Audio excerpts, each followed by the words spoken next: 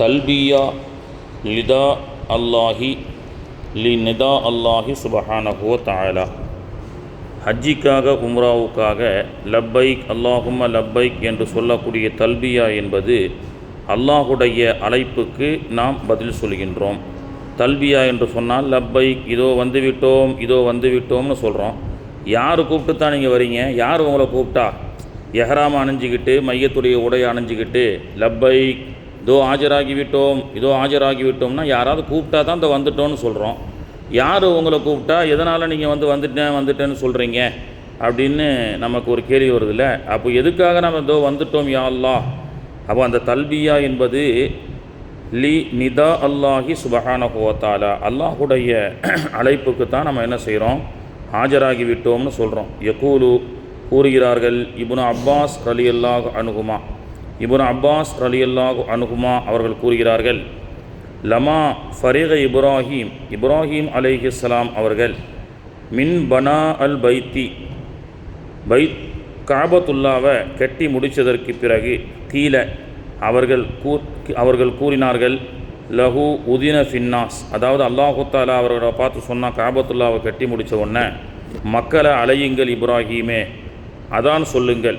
இந்த காபத்துல்லாவை கட்டின உடனே இப்ராஹீம் அலைஹிஸ்ஸலாம் அல்லாஹு தஆலா அத்தின் ஃபின்னாஸ் அழைக்க சொன்னான். கால இப்ராஹிம் அலைஹிஸ்ஸலாம் சொன்னாங்க, யாரம் இறைவா, மா எபுலகு சவுத்தி, என்னுடைய சத்தத்தை யார் கேட்பா? அது வனாந்தர காடாக அந்த காலத்தில் இருந்தது. 5000 வருஷத்துக்கு முன்னாடி காபத்துல்லாவை பிரம்மாண்டமாக கட்டிட்டாங்க. இப்ராஹிம் அலைஹிஸ்ஸலாம் சொன்னால் மக்களை அலையுங்கள், இந்த காபத்துல்லாவின் பக்கமாக பாங்கு சொல்லுங்கள். ஹஜ்ஜிக்கான பாங்கு, அதான் ஒரே ஒரு முறை சொல்லப்பட்ட பாங்கு. அப்போ இப்ராஹிம் அலைஹிஸ்ஸலாம், யா ரப்பி மா எபுலகு சவுத்தி, என்னுடைய சத்தம் எவ்வளோ தூரம் எத்தி வைக்கப்படும்? கால அல்லாஹ் சொன்னால், உதின வ அலையல் பலா, நீங்கள் பாட்டுக்கு பாங்கு சொல்லுங்கள், அந்த சத்தத்தை கொண்டு செல்வது என்னுடைய வேலைன்னு சொன்னாங்க. ஃபனாதா இப்ராஹீம், இப்ராஹிம் அலைஹிஸ்ஸலாம் இவ்வாறு அழைக்க ஆரம்பித்தார்கள். அந்த பாங்கு எப்படி இருந்தது? யா ஐயுஹன்னாஸ், இப்ராஹிம் அலைஹிஸ்ஸலாம் சொன்ன பாங்கு அழைப்பு காபத்துல்லாவில் 5000 வருஷத்துக்கு முன்னாடி. யா ஐயுஹன்னாஸ், ஓ மகாஜனங்களே, குத்திப அலைக்குமுல் ஹஜ், உங்களின் மீது ஹஜ்ஜி விதியாக்கப்பட்டு விட்டது. இரல் பைத்தில் அதீக், நீங்கள் இறையில்லமான காபத்துல்லாவிற்கு வாருங்கள். ஃபஹஜ்ஜு, ஹஜ்ஜி செய்வதற்காக. ஃபஸ்மஅஹு, அதனை செவியுற்றார்கள். மா பைன ஸமா இவல் அர், வானத்தில் உள்ளவர்களும் செவியுற்றார்கள், பூமியில் உள்ளவர்களும் செவியுற்றார்கள். பிறந்த அந்த காலத்தில் வாழ்ந்தவர்களும் செவியுற்றார்கள். பிறக்காத அந்த 5000 ஆண்டுகளுக்கு பிறகு கியாமத்து நாள் வரைக்கும் வரக்கூடிய மக்கள் அருவாகுகளாக இருந்தார்களே, அவர்களும் செவியுற்றார்கள். அஃபலா தரன்னாஸ், அல்லாஹ் கேட்குறான், நீங்கள் பார்க்கவில்லையா? நீங்கள் சொன்ன பாங்குக்கு மக்கள் கூட்டம் கூட்டமாக கியாமத்து நாள் வரை இந்த காபத்துல்லாவை நோக்கி வருவார்கள். அப்போது இதோ வந்துவிட்டோம் இதோ வந்துவிட்டோம் அப்படின்னு உம்ராவுக்காக ஹஜ்ஜிக்காக ஹாஜிகள் லப்பைக் சொல்கிறாங்கன்னா, யாருத்தான் அவங்கள கூப்பிட்டான்னா அல்லாஹ் கூப்பிட்டான். யாரின் மூலமாக அழைச்சான்? இப்ராஹீம் அலைஹிஸ்ஸலாம் அவர்கள் மூலியமாக நம்மை அழைத்தான். இப்போது எஹ்ராமுடைய ஆடை அணிந்து விட்டோம், உம்ராவுக்காக ஹஜ்ஜிக்காக தயாராகிவிட்டோம். மக்காவுக்குள்ளே நுழைவதற்கு முன்பு சில எல்லைகள் இருக்கிறது, அதுக்கு பேர் தான் மீகாத் அப்படின்னு சொல்லுவாங்க. இந்த எல்லைக்குள்ளே மக்காவுடைய ஹரம் மீகாத் என்று சொல்லக்கூடிய அந்த 4-5 மூலைகள் இருக்கிறது, சர்க்கிள்.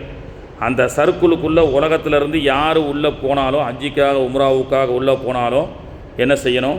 நீயத்தை வச்சுட்டு உள்ளே போகணும். அந்த 4 சர்க்கிளை பற்றி சொல்கிறாங்க. 4 மீகாத் என்பது உமர் இப்னுல் கத்தாப் ரலியல்லாஹு அன்ஹு அவர்கள் அறிவிக்கின்றார்கள். முதலாவது துல் ஹுலைஃபா என்ற மீகாத், வஹுவ மீகாத் அஹ்லுல் மதீனா, மதீனா வழியாக மக்காவுக்கு வரக்கூடியவருடைய மீகாத் என்பது துல் ஹுலைஃபா. வல் ஜுஹுஃபா என்ற மீகாத் இருக்கிறது. வஹிய மீகாத் அஹ்லு ஷாம், ஷாம் வழியாக வரக்கூடிய ஹாஜிகளுக்குண்டான மீகாட்.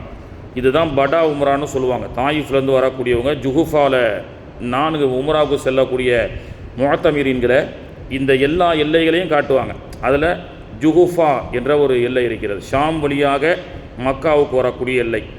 கர்னுல் மனாசில் அப்படின்ற ஒரு மீகாத் இருக்குது. வஹுவ மீகாத் அஹ்லுல் நஜித், நஜிதிலிருந்து வரக்கூடிய மக்களுடைய மீகாத்.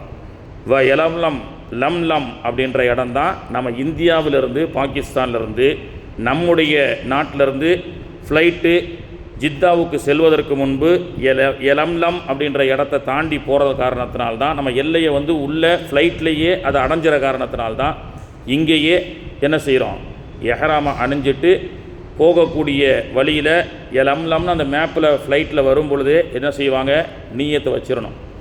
எல்லையை தாண்டின பிறகு நீயத்தை வைக்கக்கூடாது. எல்லைக்குள்ளே நுழையும் பொழுது, புரியுதா, சுற்றி மக்காவை சுற்றி ஒரு எல்லை இருக்குது. இது என்னென்ன, துல் உலைஃபா என்ற எல்லை, அப்புறம் வல் ஜுகூஃபா என்ற எல்லை, கர்னுல் மனாசில் என்ற எல்லை, எலம்லம் என்ற எல்லை.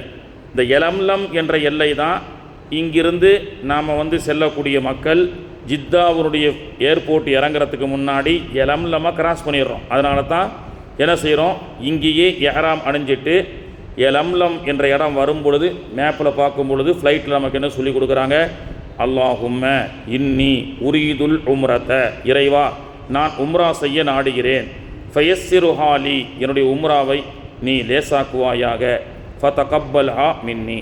அப்போது எஹ்ராமுடைய ஆடை அணிஞ்சிட்டோம்.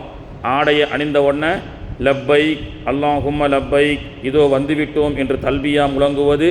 மூன்றாவது, எல்லை பார்டர் வருவதற்கு முன்பு அந்த பார்டருக்குள்ளே நுழையிறதுக்குள்ளே நீயத்தை செஞ்சிடணும். எஹ்ராமும் அணியல, நீயத்தும் செய்யலை, ஃப்ளைட்டில் ஏறி ஜம்முன்னு உட்காந்துட்டார், ஜித்தாவில் போய் நேராக இறங்கிட்டாருன்னா பார்டரை தாண்டி கிராஸ் பண்ணிட்டார். அப்போ அதுக்கு தண்டனை என்ன, ஒரு ஆட்டறுத்து குர்பானை செய்யணும். அதுக்கு தண்டனை. ஏன்னா ஹஜ்ஜிக்காக உம்ராவுக்காகன்னு புறப்பட்டார், எஹ்ராமும் அணியாமல் அந்த பார்டரையும் தாண்டி என்ன செய்கிறாரு, அவர் போனதுனால ஒரு பெனால்ட்டி என்னென்னா ஆடை அறுத்து பலியிட வேண்டும். உள்ளே புகுந்துட்டார். இப்போ நம்ம முறைப்படி உள்ள உம்ராவுக்காக ஹஜ்ஜிக்காக எலம்லமுடைய அந்த பார்டருக்குள்ளே எஹ்ராமும் அணிஞ்சிட்டோம், நீயத்தும் செஞ்சிட்டோம், உள்ளே போயிட்டோம். மக்காவுக்குள்ளே போன உடனே உம்ரா செய்கிறோம். ஓய்வு எடுத்துட்டு தவாஃப் என்பது, சஇ என்பது ஒரு உம்ரா. அதை பற்றி இன்ஷா அல்லாஹ் நம்ம நாளைக்கு பார்க்கலாம். சுபஹானல்லாஹி பிஹம்திஹி சுபஹானக்கல்லாஹ். தல்பியா லிதா அல்லாஹி லி நிதா அல்லாஹி சுபஹானஹு வ தஆலா. ஹஜ்ஜிக்காக உம்ரா